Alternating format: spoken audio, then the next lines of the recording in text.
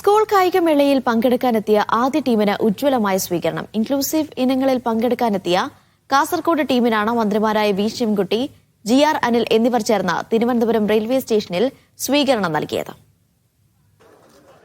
67ാമത് സംസ്ഥാന സ്കൂൾ കായികമേളയുടെ ആദ്യ മത്സര ഇനങ്ങളായ ഇൻക്ലൂസീവ് സ്പോർട്സിൽ പങ്കെടുക്കാൻ ഏറനാട് എക്സ്പ്രസിലെത്തിയ കാസർഗോഡ് ജില്ലാ ടീമിനാണ് തിരുവനന്തപുരം റെയിൽവേ സ്റ്റേഷനിൽ വർണ്ണാഭമായ സ്വീകരണം നൽകിയത്.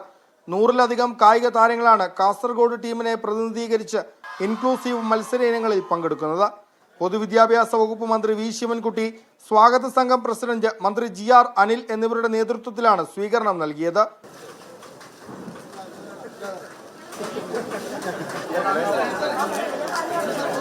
ഉറച്ച വിജയപ്രതീക്ഷയോടെയാണ് കാസർഗോഡിന്റെ കുട്ടിത്താരങ്ങൾ ഇത്തവണ എത്തുന്നത്.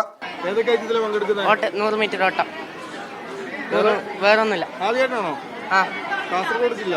അപ്പൊ എങ്ങനെയുണ്ട് ഇത്തവണ കപ്പടിച്ചിട്ട് തന്നെ പോകുന്നതാണോ? നോക്കണം. മന്ത്രി കണ്ടു. മന്ത്രി എന്ത് പറഞ്ഞു? മന്ത്രി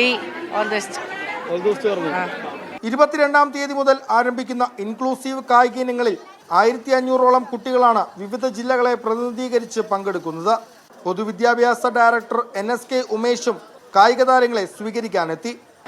67ാമത് സംസ്ഥാന സ്കൂൾ കായികമേളയിൽ പങ്കെടുക്കുന്ന കുട്ടികളുടെ ആദ്യ ബാച്ചിനാണ് തിരുവനന്തപുരം റെയിൽവേ സ്റ്റേഷനിൽ സ്വീകരണം നൽകിയത്. മുഖ്യമന്ത്രി പിണറായി വിജയൻ ഇന്ന് ഔദ്യോഗികമായി ഉദ്ഘാടനം ചെയ്യുന്നതോടെ കൗമാര കായിക പൂരത്തിന് തിരിതെളിയും. സനോജ് കുമാർ ബേപ്പൂരിനൊപ്പം നിതിൻ സേവ്യർ, മീഡിയ 1.